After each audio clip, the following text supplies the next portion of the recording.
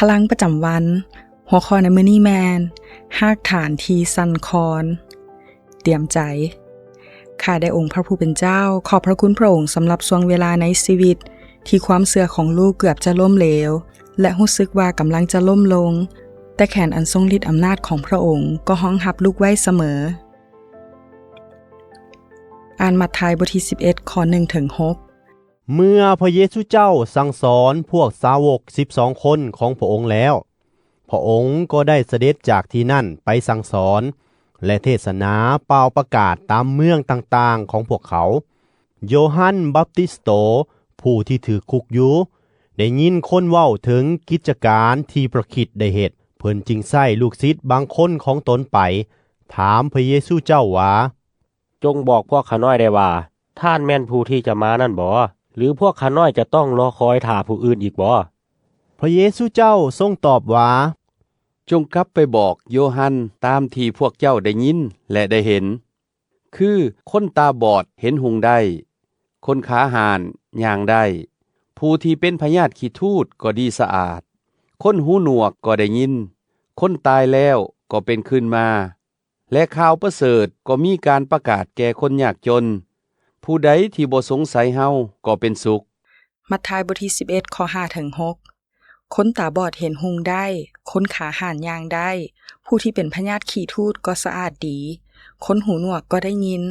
คนตายแล้วก็เป็นขึ้นมาและข่าวประเสริฐก็มีการประกาศแก่คนยากจนผู้ใดที่บ่สงสัยเฮาก็เป็นสุขสำรวจและตึกตองการได้ฮู้ว่าโยฮันบัพติสโตสงสัยว่าพระเยซูแม่นผู้ใดนั่นเป็นเรื่องที่น่าตกใจปานกับถึกน้ำก้อนทั้งโถเทหดลงใส่หัวชีวิตของโยฮันอุทิศให้กับการประกาศการมาของพระเมสสิยาที่ใกล้เข้ามาแล้วและเราเคยยืนยันตอนให้บัพติศมาแก่พระเยซูว่าพระองค์เป็นผู้ที่จะมาภายหลังแต่ตอนนี้โยฮันพัดสงสัยว่าเราเข้าใจผิดบ่มี2เหตุผลที่น่าจะเป็นไปได้สำหรับวิกฤตในด้านความเชื่อนี้ประการทำอิฐขณะที่พระเยซูสั่งสอนเหตุการณ์อัศจรรย์และทรงสาวกออกไปประกาศว่าอาณาจักรสวรรค์มาใกล้แล้วโยฮันกำลังทนทุกข์อยู่ในคุกเบิ่งคือว่าอาณาจักรนี้บ่ได้ยื่นมือมาช่วยเหลือเราเลยประการที่2เบิ่งคือว่าพันธกิจของพระเยซูบ่มีการพิพากษาซึ่งบ่สอดคล้องกับที่โยฮันได้ทำนวยไว้เฮาทุกคนต่างมีช่วงเวลาวิกฤตในชีวิตแห่งความเชื่ออาจเป็นช่วงเวลาแห่งความทุกข์ยากหรือเวลาที่พระเยซูองค์พระผู้เป็นเจ้าบ่ได้เฮ็ดในสิ่งที่เฮาคิดว่าพระองค์ทรงสมควรเฮ็ดการเฮ็ดทำท่าว่าทุกอย่างในชีวิตฝ่ายวิญญาณของเฮาราบรื่นนั้นบ่ฉลาดและบ่ส่งผลดีอันใด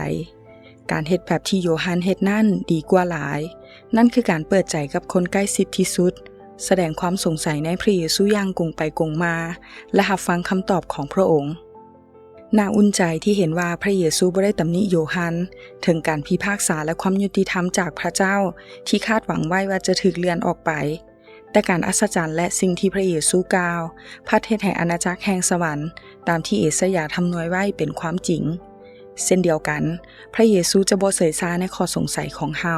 และบ่ตัดเฮาออกจากการรับใช้แต่จะยอมรับความลำบากของเฮาประทานเหตุผลเพียงพอที่เฮาจะไว้วางใจและติดตามพระองค์ต่อไปท่านเคยมีช่วงเวลาที่หากฐานความเชื่อสั่นคลอนบ่ท่านได้รับความช่วยเหลือบ่ตอบสนอง